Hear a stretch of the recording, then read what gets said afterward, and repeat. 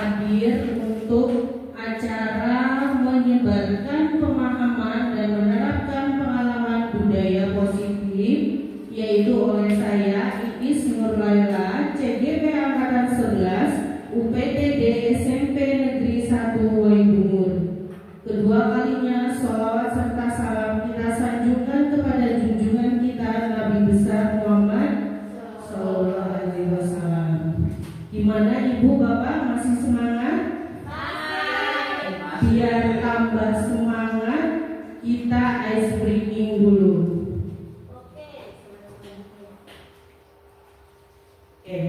Ice breakingnya biar tambah semangat. Nanti ketika saya bilang tepuk semangat, tangannya ke atas ya bu, ke samping boleh, luapkan biar tambah semangat lagi. Tepuk semangat.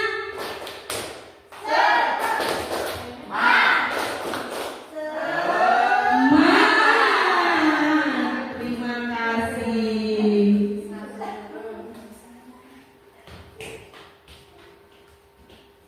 Ya, setelah semangat, saya di sini ada pertanyaan. Tulislah satu contoh budaya positif yang sering kita lakukan di sekolah. Saya punya kertas note, saya bagi satu persatu. Nanti ibu maju ke depan, dituliskan apa itu contoh budaya positif yang sering kita lakukan di sekolah, ya bu, Pak? Ya bu.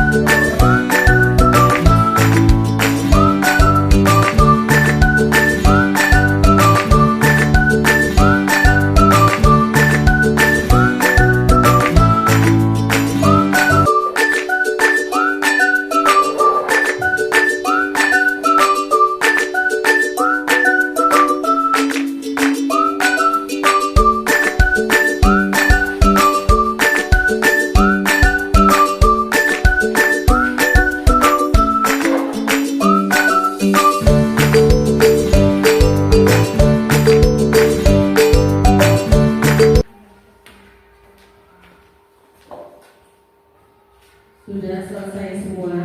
Sudah.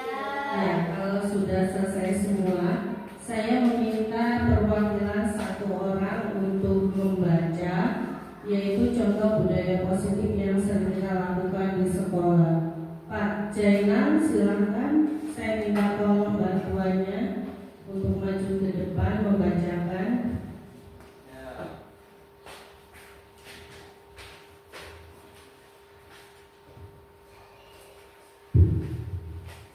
Mohon izin Bapak Ibu semuanya, Di sini saya akan membacakan terkait contoh budaya positif yang sering kita lakukan di sekolah. Yang pertama, sebelum belajar membaca surat pendek, ya surat-surat pendek, Al-Ikhlas, An-Nas, Al-Falaq, dan yang lain-lainnya. Kemudian yang kedua, disiplin dan sopan. Ya, maknanya luas, disiplin, bajunya dimasukkan, sopan terhadap guru. Kemudian yang ketiga, buang sampah pada tempatnya. Yang keempat, kreatif saat belajar. Yang lima, siswa mempunyai kemampuan yang unik. Ya, jadi semua siswa itu pintar, ya, nggak ada yang bodoh. Mereka punya kemampuan masing-masing di bidangnya masing-masing. Kemudian pendidikan karakter dengan membentuk siswa dengan pembelajaran menarik. Kemudian selanjutnya pembelajaran kebutuhan siswa dan pembentukan karakter. Kemudian yang terakhir, sudah selesai. Jadi itu terkait contoh budaya positif yang sering kita dilakukan di sekolah. Terima kasih. Terima kasih kepada Bapak Jenderal yang sudah membacakan hasil dari teman-teman mengenai contoh budaya positif yang sering kita lakukan di sekolah. Ya, selanjutnya Ibu, Bapak, di sini ada konsep inti budaya positif. Yang pertama, perubahan paradigma belajar. Yang kedua, disiplin positif. Yang ketiga, yaitu nilai-nilai kebajikan. Yang keempat, kebutuhan dasar manusia. Yang kelima, motivasi perilaku manusia.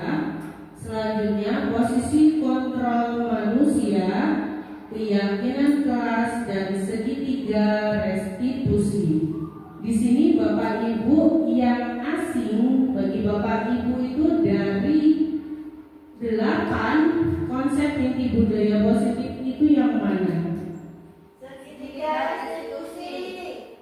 Segitiga restitusi. Sebenarnya Bapak Ibu selama ini Bapak Ibu itu sudah menerapkan segitiga restitusi.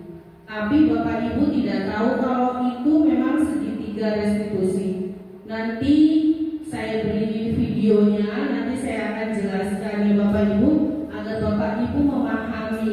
Selama ini ternyata Bapak Ibu sudah menerapkan yaitu segitiga restitusi. Pembelajaran dengan paradigma baru. Untuk mewujudkan profil pelajar Pancasila dalam diri peserta didik diperlukan proses pembelajaran dengan paradigma baru sesuai dengan prinsip pembelajaran berdiferensiasi, yang mana peserta didik belajar sesuai dengan kebutuhannya. Di sini ada profil pelajar Pancasila. Profil pelajar Pancasila yaitu yang pertama, beriman dan bertakwa kepada Tuhan Yang Maha Esa. Yang kedua apa Bapak Ibu? Mandiri. Selanjutnya bernalar kritis.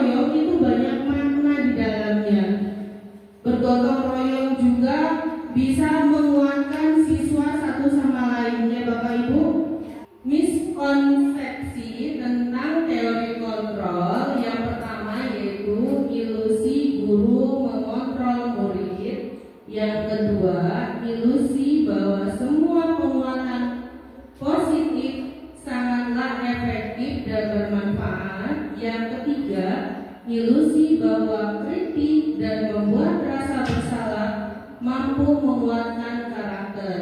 Yang terakhir yaitu ilusi bahwa orang dewasa berhak memaksa. Di sini ada pengubahan paradigma stimulus respon ke pendekatan teori kontrol. Stimulus yang pertama yaitu realita, kebutuhan kita sama. Teori kontrolnya, realita kebutuhan kita berbeda. Yang nomor dua, stimulus respon, semua orang memilih hal yang sama. Teori kontrolnya, setiap orang memiliki gambaran yang berbeda. Yang nomor tiga, stimulus respon. Yang nomor tiga, kita mencoba mengubah orang agar memilih pandangan yang sama dengan kita. Teori kontrolnya, kita berusaha memahami pandangan orang lain tentang dunia. Yang berikutnya, stimulus respon, perilaku buruk dilihat sebagai suatu kesalahan, sedangkan teori kontrolnya yaitu semua perilaku memiliki tujuan. Stimulus respon selanjutnya, orang lain bisa mengontrol saya. Teori kontrolnya, hal Anda yang bisa mengontrol diri Anda.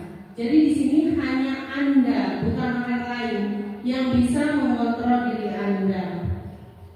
Stimulus respon, saya bisa mengontrol orang lain.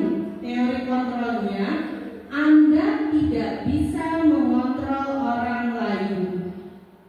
Selanjutnya, stimulus respon, pemaksaan Anda pada saat bujukan gagal. Teori kontrolnya, kolaborasi dan konsensus menciptakan pilihan-pilihan baru. Yang terakhir, stimulus respon, model berpikir menang kalah. Teori kontrolnya, model berpikir menang-menang. Disiplin positif. Disiplin positif berasal dari kata disiplina yang berarti belajar. Disiplin mengacu pada disiplin diri yang memiliki tanggung jawab terhadap apa yang dilakukan berdasarkan nilai-nilai yang diyakini.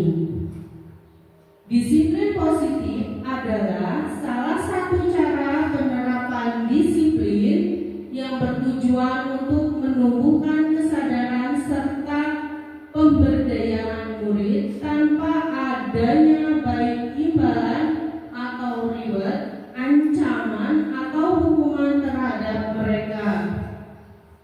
Sebagai seorang pendidik, kita memiliki tujuan agar peserta didik memiliki disiplin dalam diri mereka sehingga mereka berperilaku sesuai dengan nilai-nilai kebajikan universal serta memiliki motivasi intrinsik dalam diri mereka dalam melakukan suatu tindakan ke arah yang lebih baik. Di sini ada nilai-nilai kebajikan, yaitu nilai-nilai kebajikan merupakan nilai yang telah disepakati bersama, lepas dari suku, bangsa, agama, bahasa, maupun latar belakang. Berikut adalah contoh dari nilai kebajikan. Yang pertama, profil pelajar Pancasila. Yang kedua, Bino Primaries Program, toleransi, rasa hormat, mandiri, menghargai, antusias, percaya diri. Yang Yang terakhir yaitu keterampilan hidup. Dapat dipercaya lurus hati, pendengaran yang aktif, tidak merendahkan orang lain. Kebutuhan dasar manusia.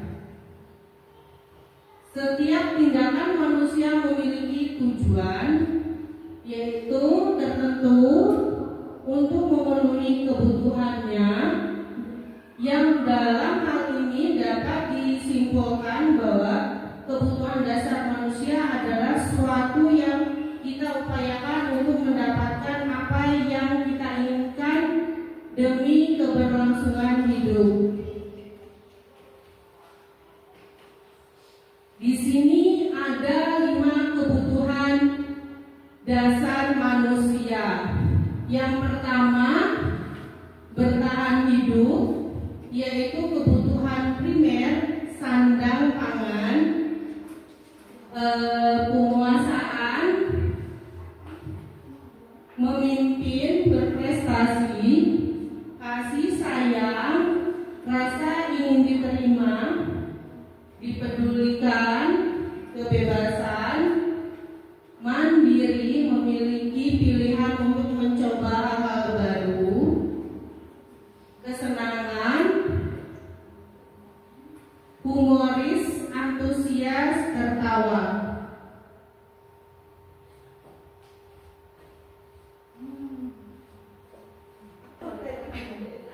Motivasi perilaku manusia. Yang pertama, untuk menghindari tindak nyamanan atau hukuman.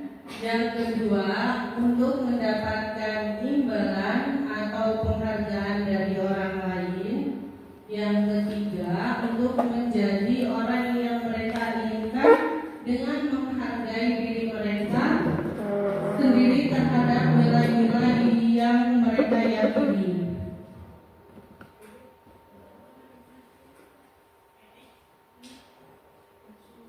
Penjelasan di sini hukuman, yaitu tindak terencana, tidak terencana atau tiba-tiba. Yang kedua, peserta didik tidak akan tahu apa yang akan terjadi. Yang ketiga, bersifat satu arah. Yang keempat, berupa hukuman baik secara fisik maupun psikis. Konsekuensi. Yang pertama, terencana dan telah disepakati bersama sebelumnya sesuai dengan peraturan yang ada. Yang nomor 2, peserta didik tetap dibuat tidak nyaman. Yang ketiga, sikap guru terkesan selalu memantau peserta didik. Restitusi, suatu proses menciptakan kondisi yang nyaman bagi peserta didik untuk memperbaiki kesalahan yang telah diperbuat. Yang nomor 2-nya, proses kolaborasi yang baik yang mengajarkan peserta didik untuk mencari solusi sendiri terhadap permasalahan yang ada.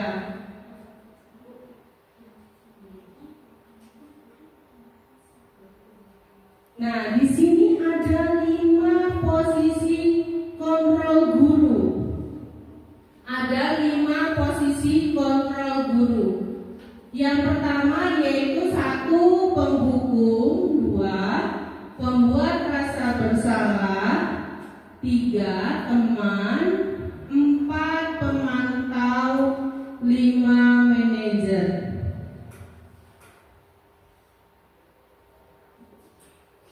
Bapak Ibu, di sini saya mempunyai contoh penerapan 5 posisi kontrol guru. Untuk kasusnya itu siswa ribut saat upacara bendera berlangsung. Seringnya Bapak Ibu kita hadapi di setiap hari Senin, ketika kita melakukan upacara pasti ada kasus seperti ini, yaitu siswa ribut saat upacara bendera berlangsung. Untuk yang penghukumnya, mungkin adanya sedikit keras ya Bu. Hormat bendera selama 30 menit. Nah itu penghukum. Sedangkan pembuat merasa bersalah yaitu sudah kelima kalinya Ibu mengingatkan kalian. Kenapa kalian tetap saja mengecewakan Ibu nak? Untuk yang manajer, apakah kamu tahu nak kesalahan apa yang telah kamu lakukan? Kira-kira bagaimana cara kamu memperbaiki kesalahan kamu nak?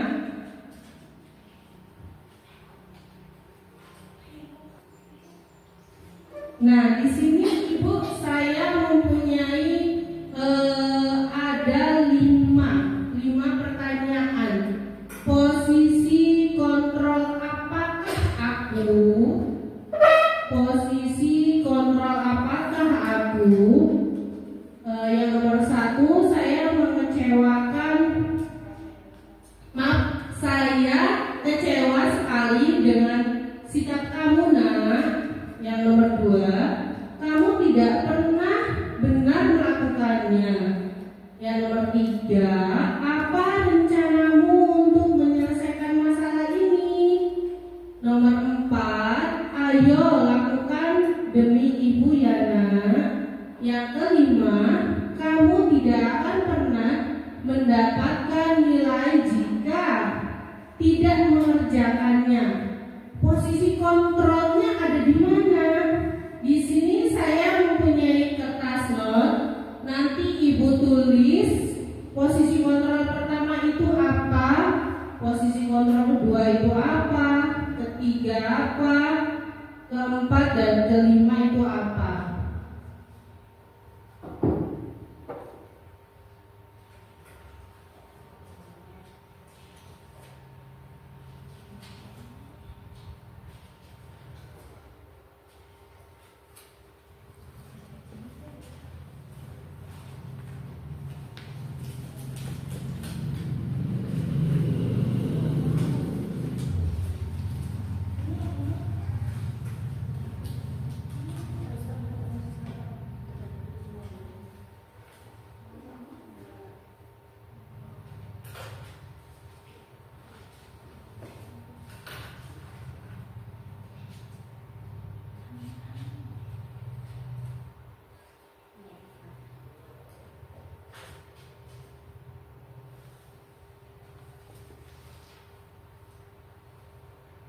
Posisi kontrol apakah aku? Di sini ada 5.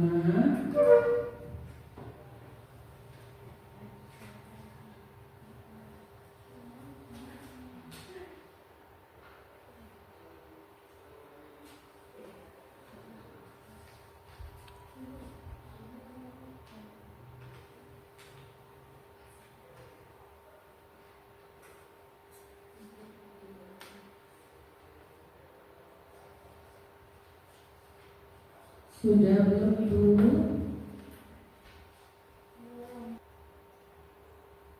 Yang sudah silakan ditempel di depan.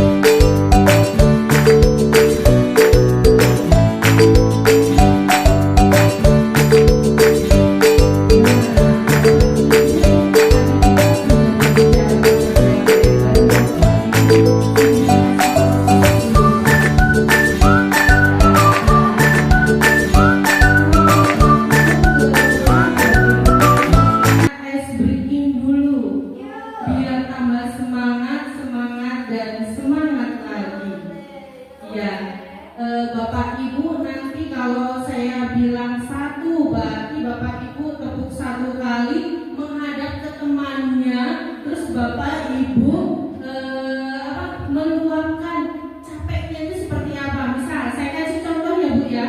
Misal tepuk satu kali, rok rok rok, ha, gitu ya Bu ya. Tepuk dua kali, ha ha ha, ya. Tepuk tiga kali, ha ha ha, gitu ya Bu ya. Menghadap ke temannya ya Bu ya, biar tambah semangat. Ini ada yang duduk bertiga, berarti yang tengah mendapatkan energi positifnya. Ya. Tepuk satu kali. Tepuk dua kali. Tepuk tiga kali. Tepuk satu, dua, tiga kali.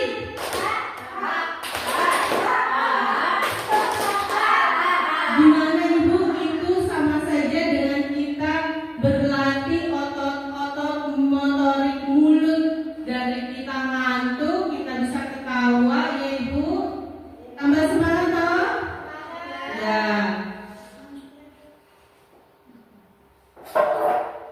Ya, Bapak Ibu, di sini saya mempunyai contoh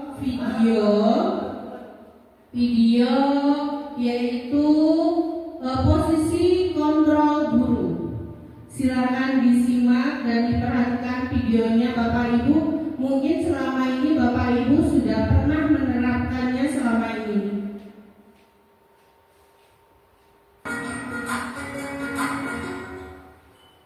Salam bahagia Ibu dan Bapak Guru hebat. Dalam penerapan disiplin positif restitusi, salah satu program yang dikembangkan adalah 5 posisi kontrol. 5 posisi kontrol dalam restitusi adalah proses perjalanan seorang pendidik agar dapat mengenali dirinya. Pada video kali ini, kita akan membahas tentang 5 posisi kontrol yang dikembangkan oleh Diane Dawson dan contoh penerapannya.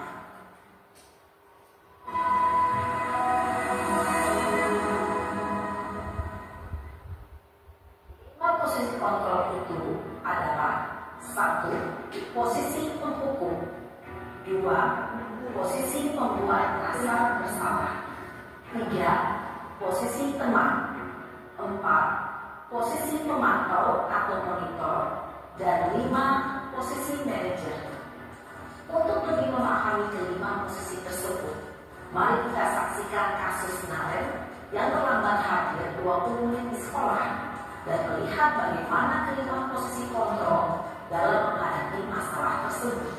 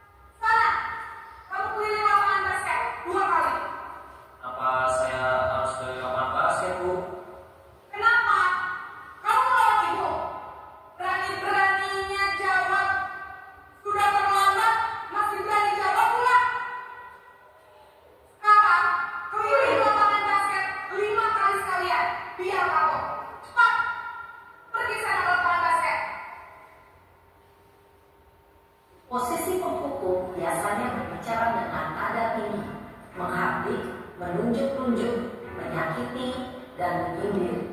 Hukuman bisa berupa fisik maupun psikis.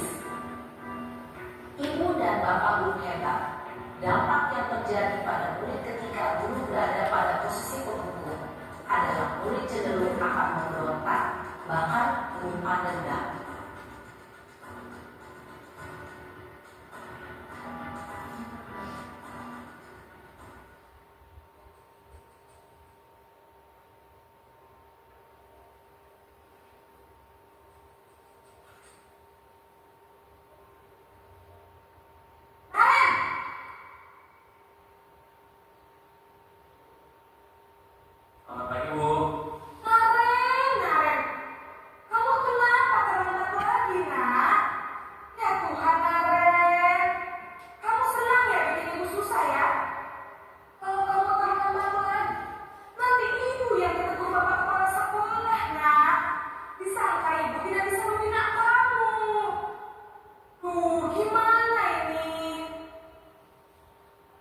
Aku Bu Gusti Naren.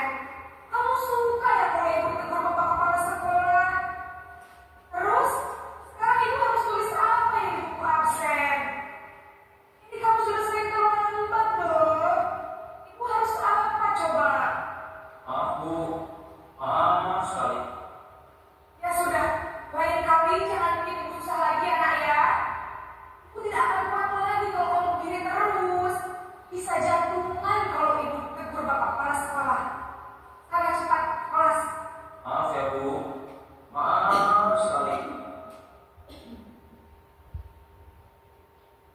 Posisi pembuat rasa bersalah berbicara dengan nada tenang, cenderung lembut. Namun kata-kata yang diutarakan membuat murid merasa menjadi orang yang gagal, memandang buruk dirinya sendiri, merasa tidak berharga, dan tidak sanggup membahagiakan orang lain. Ketika guru mengambil posisi pembuat rasa bersalah, murid akan menganggap dirinya yang bersalah dan ia akan menyimpan emosi negatif tersebut di dalam dirinya.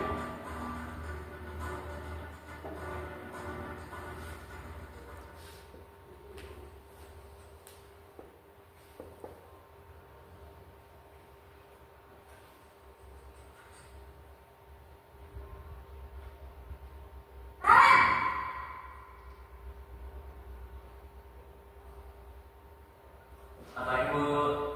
Wah, sudah jam berapa ini nak? Lambat lagi ya sayang. Iya Bu, habis tunggu saya lupa bawa cek saya Bu. Kamu malah menyalahkan ibu kamu. Kamu bukannya anak yang larinya paling kencang. Kok terlambat sih? Iya Bu, saya memang terlambat bangun tadi. Jadi biarpun saya lari kencang, tetap gak kecil kejar Bu. Ya sudah sana. Nanti lain kali larinya lebih kencang lagi ya. Biar gak terlambat lagi. Bikin senang ibu. Demi ibu. Kan? Bisa Bu. Ya sudah sana ke sekolah. Ibu beresin urusan absen kamu. Kamu ini ada sama aja. Dalam posisi teman, guru berbicara dengan nada suara ramah, akrab, cenderung bersenda gurau untuk menjaga suasana tetap santai. Murid akan merasa senang, aman, dan akrab dengan guru. Identitas yang tercipta adalah identitas sukses atau berhasil. Namun, perlu diingat, karena ini masih dorongan eksternal, maka ada faktor ketergantungan dari murid kepada orang tertentu. Di sini, guru absennya, sehingga di lain waktu, murid bisa berperilaku baik, namun hanya kepada orang-orang tertentu saja.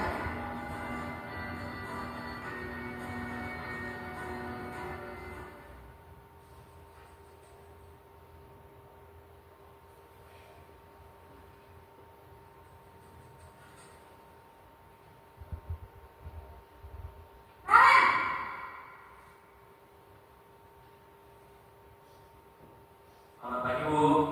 Karen, apa peraturan sekolah kita tentang jam berapa kita harus masuk sekolah, nak? Harus di sekolah jam 7 Bu. Iya betul, sekarang sudah jam 7.20. Kalian sudah tahu konsekuensinya jika terlambat hadir?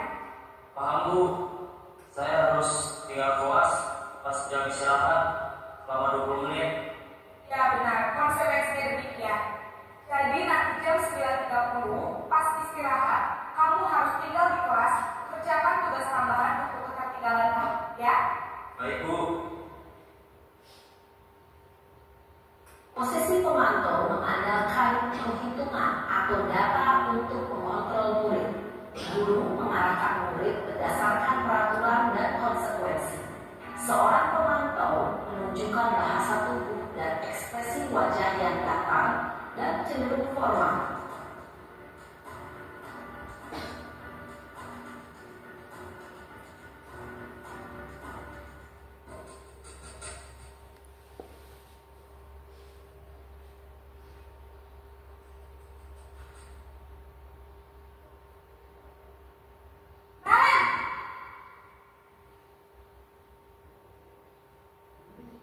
Selamat pagi Bu. Selamat pagi, Nak.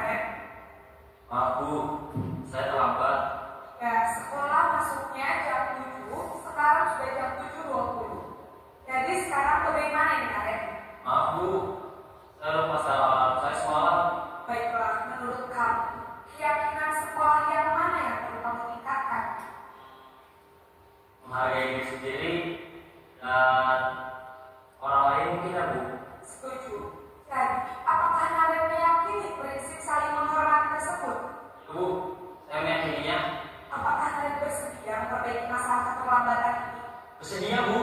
Bagaimana kamu akan perbaiki masalah keterlambatan ini? Saya akan coba untuk tidak lupa menyetel alarm saya, Bu. Baik, kalau kalian mau nyetel alarm di rumah, ada orang yang kira-kira bisa bantu mengingatkan tidak? Ada, Bu. Kakak saya, Kak Emma. Ada lagi selain Kak Emma? Selain Kak Emma, ada ibu saya. Baik, jadi yang mengingatkan anak adalah Kak Emma dan kamu ya. Kira-kira akan mulai saat alarm kapan kalian? Setelah pulang sekolah, akan segera saya lakukan. Baik, jadi Naren akan setel alarm untuk bangun besok pagi dan akan diingatkan oleh kakak dan ibunda Naren ya. Ada lagi yang mungkin perlu dilakukan Naren agar tidak terlambat bangun lagi. Tidak ada, Bu. Baik Naren, terima kasih untuk kerjasama kamu. Sekarang kamu perlu kembali ke kelas untuk belajar. Baik, Bu. Terima kasih. Posisi manajer adalah posisi kontrol yang disarankan untuk membimbing murid memiliki sikap disiplin yang positif, yaitu murid yang mandiri, bertanggung jawab, dan dapat memecahkan masalah. Tujuan dari posisi ini adalah agar murid dapat berefleksi atas tindakannya. Guru akan dengan tulus memberikan pertanyaan-pertanyaan bermakna, sehingga membuat murid dapat belajar dari kesalahannya dan mencari sebuah solusi untuk menyelesaikannya. Ibu dan Bapak guru hebat, setelah mengamati adegan kelima posisi kontrol tadi, kira-kira posisi mana yang paling ideal? Posisi mana yang dapat menunjang motivasi intrinsik murid? Ya, tentu posisi manajer. Posisi ini memang posisi ideal yang ingin dituju setiap individu. Pada posisi inilah, guru dapat menerapkan disiplin positif yang berpihak pada murid, yang memerdekakan murid. Perjalanan seorang pendidik tentunya tidak mudah untuk sampai pada posisi seorang manajer. Namun, tujuan kita pasti, yaitu menciptakan murid-murid yang mandiri, merdeka, dan bertanggung jawab. Semoga penggambaran 5 posisi kontrol yang telah diperlihatkan ini dapat menjadi ajang refleksi bagi kita semua, agar dapat terus mengasah dan menerapkan disiplin positif yang memerdekakan murid. Mari terus berlatih dan bersemangat. Selamat menerapkan. Salam dan bahagia, Ibu dan Bapak guru hebat.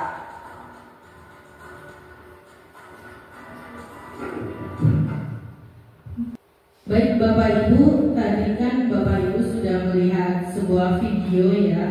Di situ ada 5 posisi kontrol. Saya mau tanya nih sama Bapak Ibu, selama ini yang Bapak Ibu lakukan dari 5 posisi kontrol itu apa?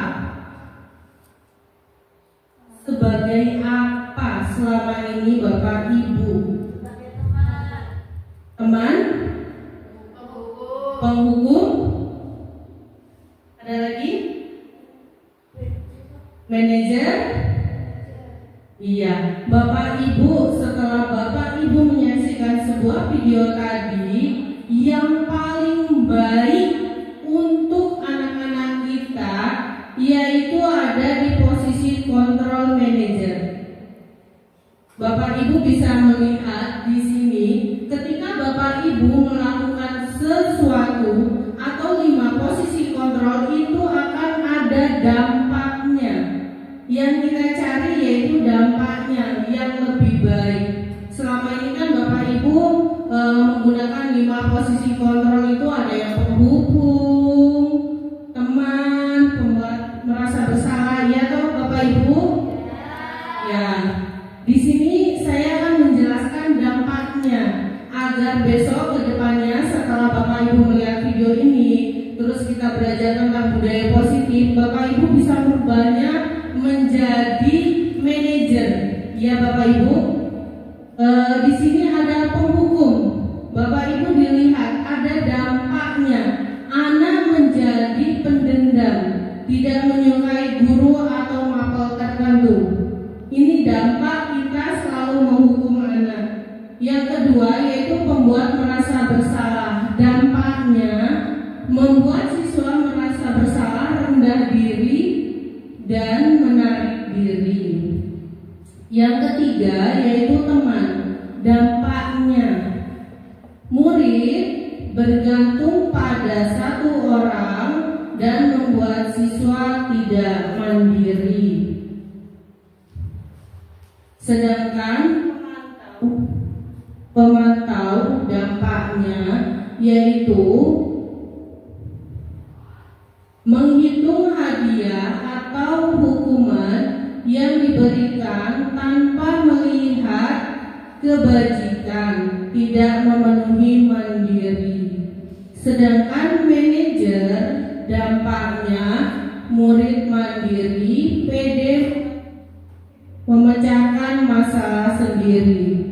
Jadi setelah ibu bapak melihat sebuah video dan mengetahui budaya positif, 5 posisi kontrol, besok lagi bapak ibu bisa menerapkan sebagai manajer ya bapak ibu.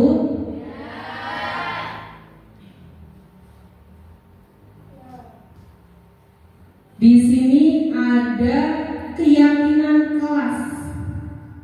Apa itu keyakinan kelas? Mengapa disebut keyakinan kelas? Mengapa bukan peraturan kelas?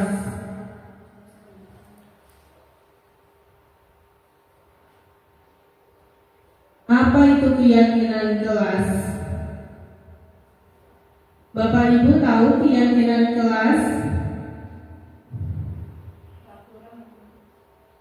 Peraturan, kesepakatan,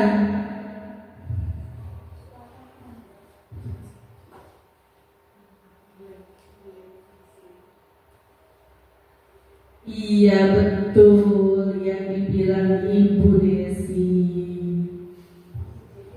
Ibu Dewi, oh iya Ibu Dewi, betul. Keyakinan itu sama dengan kesepakatan kelas, dibuat berdasarkan kesepakatan antara guru dan siswa, bersifat universal atau umum ya. Jadi dibuat oleh semua, bisa guru dan siswa bekerja sama, berkolaborasi, membuat kesepakatan, disepakati bersama. Sedangkan peraturan biasanya dibuat oleh guru, bersifat satu arah.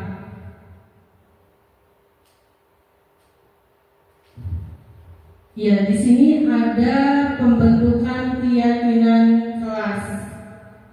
Yang nomor 1 yaitu bersifat abstrak, 2 berupa pernyataan nilai-nilai kebajikan universal, yang ketiga menggunakan kalimat yang positif, yang keempat diusahakan tidak lebih dari 3 sampai 7 pernyataan agar mudah diingat.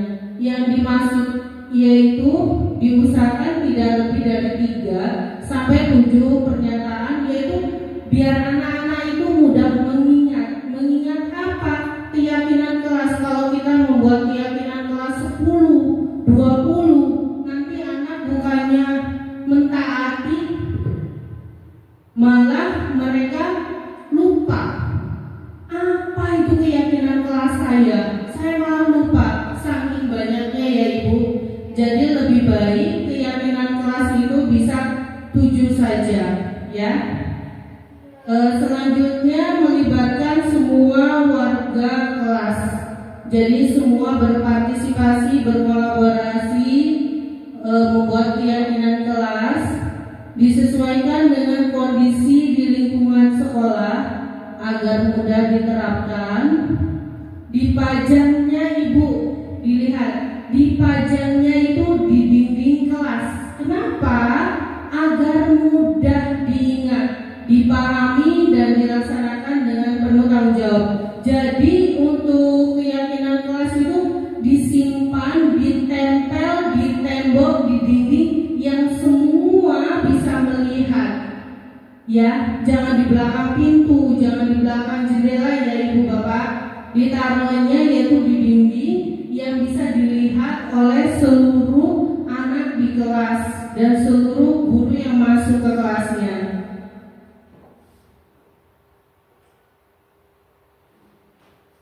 segitiga restitusi. Ini Ibu, segitiga restitusi yang tadi pertama saya tanyakan, Ibu Bapak menanyakan apa itu segitiga restitusi. Padahal selama ini mungkin Bapak Ibu sering melakukannya. Segitiga restitusi adalah proses menciptakan kondisi bagi peserta didik untuk memperbaiki kesalahan mereka sehingga mereka bisa kembali pada kelompok mereka dengan karakter yang lebih kuat dan bertujuan agar dapat menghasilkan peserta didik yang mandiri dan bertanggung jawab. Ibu Bapak, di sini ada tiga segitiga restitusi. Yang pertama yaitu menstabilkan tindakan. Yang kedua, validasi tindakan yang salah. Yang ketiga, menanyakan keyakinan. Nanti saya punya videonya Ibu Bapak untuk segitiga restitusi. Nanti Bapak Ibu bisa melihatnya.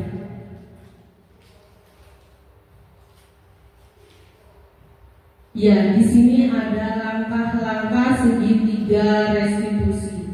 Langkah yang pertama yaitu menstabilkan tindakan berdasarkan prinsip berbuat kesalahan merupakan bagian dari proses pembelajaran. Tindakannya di sini Ibu, berbuat salah itu wajar. Pertanyaannya, berbuat salah itu wajar. Manusia tidak ada yang sempurna. Bapak Ibu juga pernah melakukan kesalahan. Kamu pun berhak melakukan hal itu. Itu untuk menstabilkan tindakan. Nomor 2, validasi tindakan yang salah. Berdasarkan prinsip, setiap perilaku manusia memiliki tujuan untuk memenuhi kebutuhan tertentu. Validasi tindakannya yaitu kamu pasti punya alasan mengapa melakukan hal itu, padahal kamu bisa melakukan hal yang lebih buruk dari ini ya. Kamu melakukan ini karena mempertahankan sesuatu yang penting bagimu. Nomor 3, menanyakan keyakinan. Berdasarkan prinsip, teori kontrol kita termotivasi secara intrinsik dari dalam diri kita. Untuk yang menanyakan keyakinannya yaitu, apa keyakinan kelas kita? Nilai-nilai apa yang telah kita sepakati bersama? Gambaran kelas ideal menurut kamu yang seperti apa? Apa yang kamu ingin menjadi orang yang seperti apa?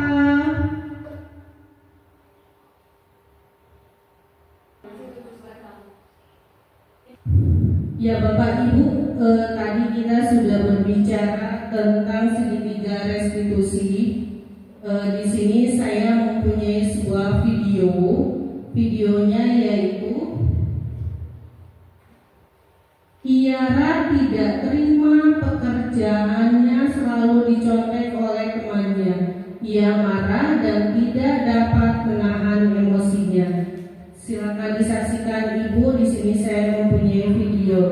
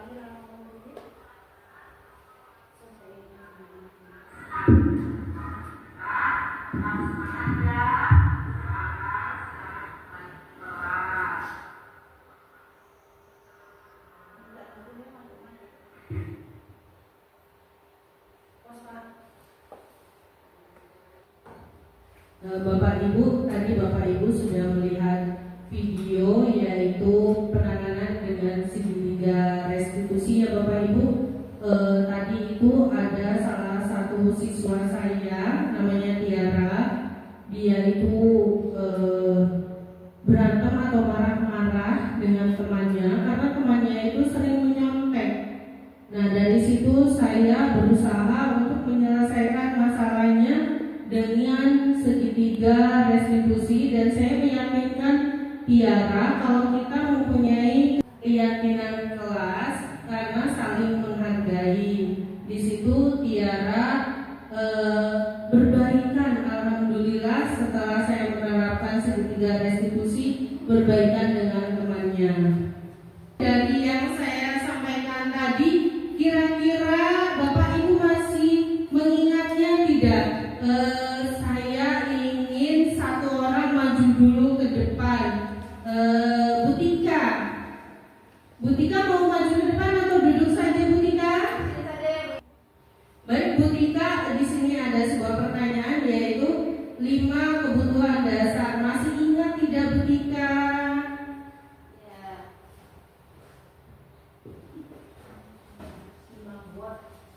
Baik, terima kasih waktunya. 5 kebutuhan dasar manusia yang tadi saya ingat dari apa yang sudah Bu Iis sampaikan. Yang pertama adalah tentang bertahan hidup. Yang kedua, penguasaan. Yang ketiga, kasih sayang. Yang keempat itu kesenangan. Dan yang terakhir, yang kelima adalah kebebasan. Terima kasih. Baik, betul sekali. Alhamdulillah masih mengingatnya ya Bu. Pertanyaan kedua yaitu 5 posisi kontrol. Siapa ya? Bu Ika. 5 posisi kontrol. Silakan Bu. Masih mengingatnya tidak? Baik Bu, terima kasih. 5 posisi kontrol. 1 penghukum, 2 pembuat rasa bersalah, 3 teman, 4 pemantau, dan 5 manajer. Terima kasih. Baik, terima kasih. Betul sekali. Alhamdulillah Bu Ika masih mengingatnya ya. Ini yang terakhir. Saya mau yang terakhir 3 tahapan segitiga restitusi. Siapa ya? Bu Diana. Bu Diana, 3 tahapan restitusi. Masih ingat tidak ya? Baik, terima kasih Bu Iis atas kesempatannya. Seperti yang Bu Iis tadi jabarkan, ada 3 tahapan dari segitiga restitusi. Untuk yang pertama yaitu menstabilkan identitas. Selanjutnya, kalau ketika kita sudah menstabilkan identitasnya, kita lanjutkan, kita validasi tindakan yang salah. Dan yang terakhir yaitu ada menanyakan keyakinan kepada siswa. Saya rasa cukup 3 itu.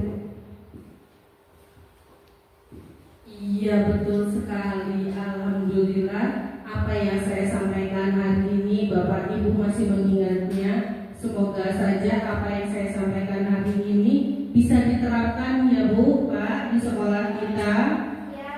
Untuk kesimpulan hari ini yaitu membangun budaya positif di sekolah tidak dapat berhasil Bapak Ibu jika dilakukan hanya oleh 1 orang guru. Jadi budaya positif itu harus dilakukan atau kita harus berkolaborasi yang harmonis antara seluruh elemen yang ada di sekolah. Bisa kepala sekolah, guru, komite, wali murid, dan peserta didik. Ya, itu saja yang bisa saya sampaikan Bapak Ibu. Semoga materi hari